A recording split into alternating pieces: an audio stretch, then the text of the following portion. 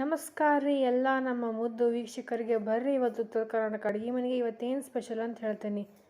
ಜೋಳದ ಬಾನ ಹೆಂಗೆ ಮಾಡೋದು ಅಂತೇಳಿ ನೋಡೋಣ. ಫಸ್ಟ್ ಜೋಳನ ಒಂದು 2-3 ದಿನ ನೆನೆಸಿಟ್ಕೊಂಡಿದ್ದೆ ನೋಡ್ರಿ. ಆಮ್ಯಾಗ ಅದನ್ನು ಕುಕ್ಕರ್ ಹೊಡೆಸ್ಕೊಂಡೆ ರೀ. ಏನಿಲ್ಲಂದ್ರೂ 10-11 ಸೀಟಿ ಹೊಡೆಸ್ಕೊಂಡೆ ನೋಡ್ರಿ. ಹೊಡೆಸ್ಕೊಂಡಾದ್ಮೇಲೆ ಹಿಂಗೆ ಆಗ್ತೈತಿ. ಆದ್ಮ್ಯಾಗ ಅದನ್ನು ನೀನು ಸ್ವಲ್ಪ ಚಲೋ ಹೊತ್ನಾಗ ಸೀಟಿ ಹೊಡೆಸ್ಕೊಂಡಾದ್ಮೇಲೆ ತೆಗೆದು ಒಂದು ಪಾತ್ರೆ ಒಳಗೆ ತೆಗೆದು ಅದಕ್ಕೊಂದು ಸ್ವಲ್ಪ ರುಚಿಗೆ ತಕ್ಕಷ್ಟು ಉಪ್ಪು, ಆಮೇಲೆ ಏಲಕ್ಕಿ, ಶುಂಠಿ ಪುಡಿ, ಉಪ್ಪು, ಬೆಳ್ಳುಳ್ಳಿ, ಆಮ್ಯಾಗ ಒಂದು ಸ್ವಲ್ಪ ಮೇಲೆ ಕೊತ್ತಂಬರಿ ಹಾಕಿ ಆಮ್ಯಾಗ ಮೊಸರು, ಹಾಲು ಹಾಕ್ಕೋಬೇಕು ನೋಡ್ರಿ. ಇದಕ್ಕೆ ಹಾಕ್ಕೊಂಡಾದ್ಮ್ಯಾಗ ಇದನ್ನು ಚಲೋ ಹೊತ್ನಂಗೆ ಮಿಕ್ಸ್ ಮಾಡೋಣ್ರಿ. ಇದನ್ನು ನೋಡ್ರಿ ಭಾಳ ಟೇಸ್ಟ್ ಆಕೈತಿ, ಹಂಗೆ ಭಾಳ ರುಚಿ ಆಗೈತಿ. ಬೇಕಂದ್ರೆ ಇದನ್ನು ಹಂಗಾನಾದ್ರೂ ತಿನ್ಬೋದು, ಮಜ್ಜಿಗೆ ಜೊತೆ ಇಲ್ಲ ಮಸಾಲೆ ಜೊತೆ ಹಚ್ಕೊಂಡು, ಇಲ್ಲ ಅಂದ್ರೆ ರೊಟ್ಟಿ ಜೊತೆನೂ ಹಚ್ಕೊಂಡು ತಿನ್ಬೋದು ರೀ.